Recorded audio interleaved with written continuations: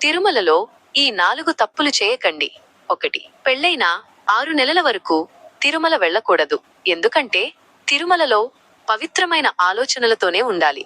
వెంకటాచల మహత్యము పుస్తకం ప్రకారం వెంకటేశ్వర స్వామికి పద్మావతితో వివాహం అయ్యాక ఆయన కూడా 6 నెలల వరకు కొండ మీదకి రాలేదు అని రాసి ఉంది. కొండ కింద అగస్త్య మహర్షి ఆశ్రమంలో 6 నెలలు ఉండి ఆ తరువాత కొండ మీదకి వచ్చారు.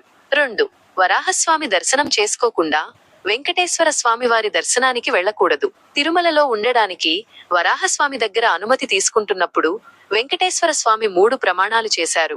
అవి ఏంటంటే, మొదటి పూజ, మొదటి నైవేద్యం, మొదటి దర్శనం మీకే ఇస్తాను అని ప్రమాణం చేసి ఒక ప్రమాణ పత్రం కూడా రాసిచ్చారు వెంకటేశ్వర స్వామి. ఇప్పటికీ ఈ పత్రం టీటీడీ మ్యూజియంలోనే ఉంది. 3. పాదరక్షలు ధరించి తిరు వీధుల్లో తిరగొద్దు. ఎందుకంటే ఆ కొండంతా అత్యంత పవిత్రమైన సాలగ్రామ శిల కాబట్టి. 4. తిరుమల